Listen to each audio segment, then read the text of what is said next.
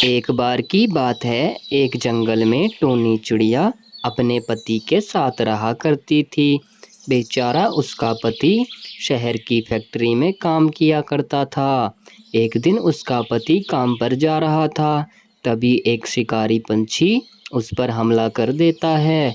उससे उस बेचारे की मौत हो जाती है।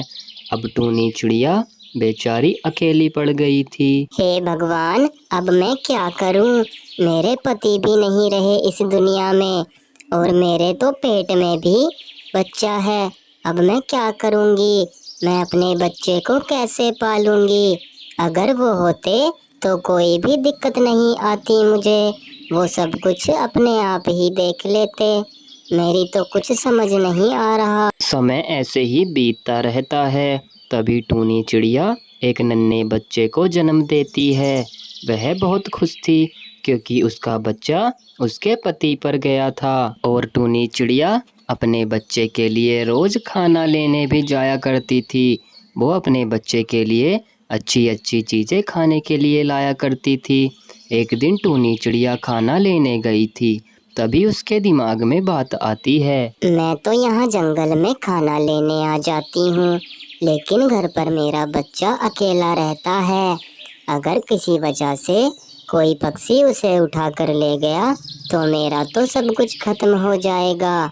मेरे पति की एक वही निशानी है मेरे पास। मुझे कुछ ना कुछ जरूर करना होगा। इसीलिए टूनी चिड़िया एक कालू नाम के कौवे से शादी कर लेती है। अब वो उसके पास भी रहा करेगा। कालू कौवा शुरू शुरू में तो उस बच्चे के लिए खाना लेने जाया करता था, लेकिन धीरे धीरे उसने अपना रंग दिखाना शुरू कर दिया। अरे ओ छोटे बच्चे, जरा इसको थोड़ा सा ही खाना, वरना मैं तुझे कल को खाने को नहीं दूंगा। फिर मुझे कल को भी लाना ही पड़ेगा। थोड़ा थोड़ा कर कर खाना। अच्छा खासा मैं अकेला रहा करता था। पता नहीं कहाँ से तुम्हारी मम्मी से शादी कर ली मैंने। और उस कालू कौवे के अंदर एक बुरी आदत और थी। वो कालू कौवा दारू भी पीता था। अरे यार, मैं अकेला रहा करता था। कहाँ मैंने इस टूनी चिड़िया से शादी कर ली। मैं अकेला दारू पीता था और पूरे जंगल में मजे लेता था। एक दिन कालू कौवा एक बहुत बड़ी गलती कर देता है। वो अपनी दारू की बोतल घर में ही रख देता है और टूनी चिड़िया की नज़र उस दारू की बोतल पर चली जाती है। टूनी चिड़िया तुरंत समझ जाती है। टुन्नू बेटा, तुम घर पर ही रहना, मैं जरा अभी आती हूँ। मुझे कुछ काम याद आ गया है। जब तक मैं ना आऊँ, मेरे बेटे घर से बाहर बिल्कुल भी मत जाना। इतना कहकर टूनी चिड़िया कालू कौवे को ढूंढने निकल जाती है। वो उसे दारू की दुकान पर मिलता है। कालू, मुझे तुमसे ये उम्मीद नहीं थी। अगर मुझे पता होता कि तुम दारू भी पीते हो तो मैं तुमसे कभी भी शादी ना करती। तुमने मुझसे झूठ बोलकर बहुत बड़ी गलती की है। हाँ हाँ टूनी चिड़िया, तुमने भी मुझसे नहीं बताया कि तुम्हारे पेट में एक छोटा बच्चा है और तुमने उसको जन्म दिया है। तुम तो मुझे बिल्कुल नौकर बनाकर अपने घर में रख रही हो और मुझे ये पसंद नहीं है। और रही बात दारू की, तो इसको मैं नहीं छोड़ सकता। अगर मेरे साथ रहना है तो रह लो। देखो कालू, बात ऐसी है, मुझे भी तुम्हारे साथ रहने का कोई शौक नहीं है। अगर मुझे पहले ही पता होता कि तुम ऐसे निकलोगे तो मैं कभी भूल कर भी तुमसे शादी ना करती। तुम्हारी वजह से तो मेरे टुन्नू का भविष्य भी खराब हो सकता है। अब मैं तुम्हारे साथ नहीं रहूंगी। इतना कहकर टूनी चिड़िया वापस अपने घर आ जाती है। ये चिड़िया तो बिल्कुल ये सोच रही है कि मैं इस कालू को अपना गुलाम बना लूंगी, लेकिन इसको पता नहीं है कि कालू क्या चीज़ है। मैं किसी का गुलाम नहीं बनना चाहता। अच्छा खासा मैं अकेला रहता था, पता नहीं कहाँ से आ गई। लेकिन इधर बेचारी टूनी चिड़िया एक बार फिर से अकेली पड़ गई थी। उसे इस बात का बहुत ही दुख होता है। और समय बीतता रहता है। अब टूनी चिड़िया थोड़ी सी संभल जाती है। मैं ऐसे आराम से घर में नहीं रह सकती। मुझे कुक्कू का भविष्य बहुत अच्छा करना है। उसको अच्छे स्कूल में भी पढ़ाना है और उसे अच्छी शिक्षा भी देनी है और उसके लिए तो पैसे लगेंगे। तो अब मैं सोच रही हूँ मैं अपने खेत में खेती कर लूँगी। खेती करके मैं इन सब का खर्चा आराम से निकाल लूँगी। फिर टूनी चिड़िया अगले ही दिन अपने बच्चे टुन्नू को खेत में ले जाकर अपने खेत में मटर के बीज डाल देती है। और अब टूनी चिड़िया के पति को मरे हुए 6 महीने होने वाले थे। टूनी चिड़िया इस बात को सोचकर बहुत ज़्यादा परेशान होती है। धीरे धीरे समय ऐसे ही बीतता रहता है। उसकी फसल बहुत अच्छी होती है। अरे वाह, कितनी सुंदर सुंदर मटर लग रही हैं मेरे पौधों पर।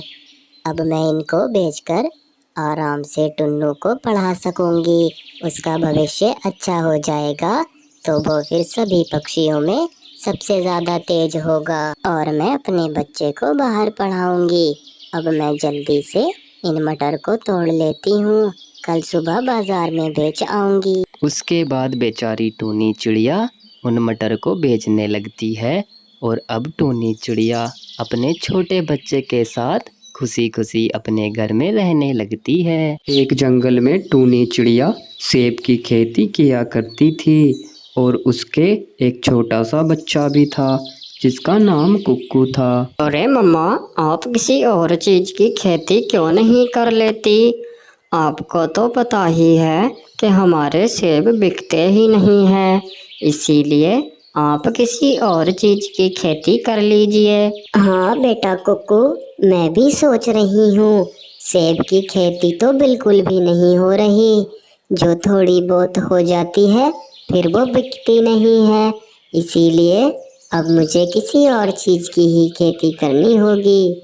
मैं सोच रही हूँ क्यों ना मैं गोभी की खेती कर लूँ इस बार। फिर रात को टूनी चिड़िया अपने घर के बाहर बैठी ही थी।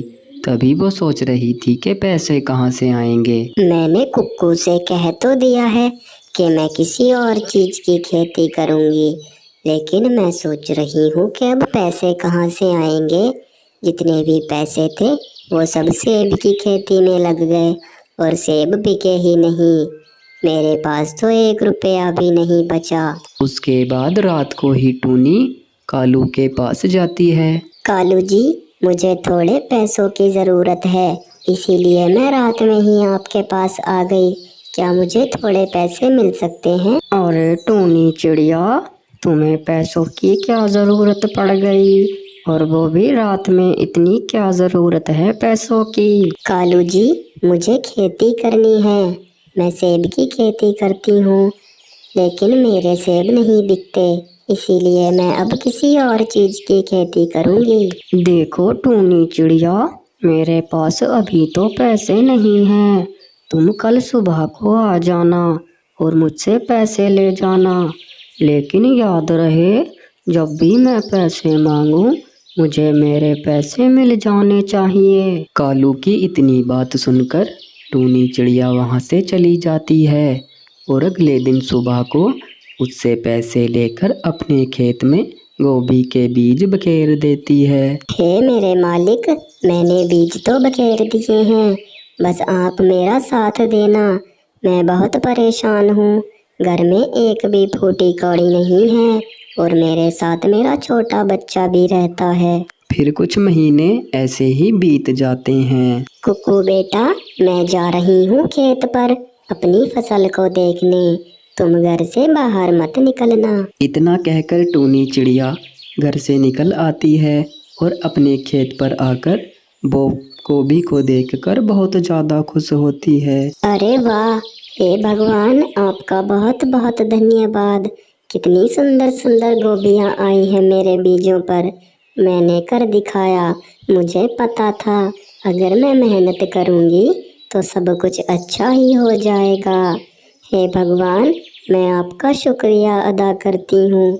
अब मैं अपने कुक्कू को आराम से रखूँगी। लेकिन उसको क्या पता था उसी रात जंगल में बहुत तेज बरसात होती है, जिससे अगले दिन टूनी की गोभी में कीड़े पड़ जाते हैं और सारी गोभी खराब हो जाती है। अरे ये क्या हुआ कुकू बेटा, ये देखो हमारी सारी फसल बेकार हो गई। मैंने तो बहुत सपने देख रखे थे कि अब अपनी फसल उगाकर अच्छे दाम में बेचेंगे, लेकिन मेरे सारे सपनों पर पानी फिर गया। अब मैं क्या करूंगी? मम्मा, आप ज़्यादा परेशान ना होइए, भगवान सब कुछ ठीक कर देंगे। आप घर चलिए, आपको परेशान होने की कोई भी ज़रूरत नहीं है। और वहीं दूसरी तरफ कालू कौवे की पत्नी उससे पैसे मांग रही थी। सुनिए जी, मुझे थोड़े पैसों की ज़रूरत है।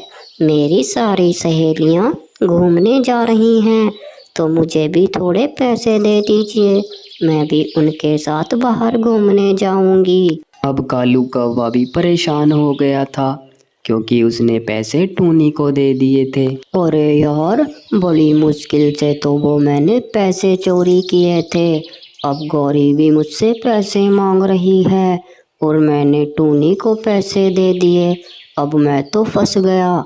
अब मैं इसको पैसे कहाँ से दूं? उसके बाद कालू कौवा टूनी चिड़िया के घर जाकर पैसे मांगने लगता है और टूनी चिड़िया बेचारी उसको अपनी सारी परेशानी बताती है, लेकिन कालू कौवा उसकी एक न सुनता। अरे देखो टूनी चिड़िया, मुझे मेरे पैसे वापस चाहिए।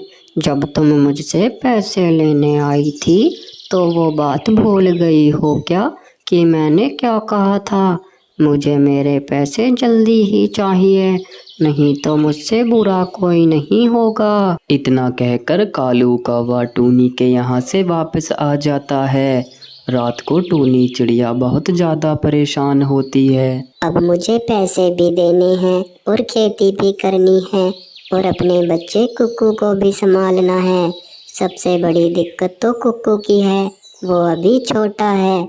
क्या करूं, कुछ समझ नहीं आता। अब तो एक ही ख्याल दिमाग में आ रहा है। कालू जी, मुझे माफ़ कर देना। मुझे अपने बच्चे का भविष्य सुधारना है, तो मुझे इस जंगल से जाना होगा। फिर उसके अगले ही दिन टूनी चिड़िया अपने बच्चे कुक्कू को लेकर इस जंगल से निकल जाती है। समय ऐसे ही बीतता रहता है। कालू कौवे को अपने पैसे याद आते हैं, तो वो टूनी के पास आता है। अरे टूनी चिड़िया, तुमने ये बिल्कुल भी अच्छा नहीं किया। तुम मेरे पैसे लेकर चली गई, लेकिन मैंने बहुत चोरियां कर कर वो पैसे कमाए थे। मेरी बहुत मेहनत थी, लेकिन क्या करूं, अब तो मेरे पास 1 रुपया भी नहीं है। सही कहते हैं, जैसी करनी वैसी भरनी। मैंने चोरी कर कर कमाए थे, तो वो ऐसे ही चले गए। और वहीं दूसरी तरफ टूनी चिड़िया दूसरे जंगल जाकर एक सेठानी से पैसे उधार ले लेती है और फिर वो टमाटर की खेती करने लगती है और अपने बच्चे कुक्कू के साथ आराम से उस जंगल में समय बिताने लगती है।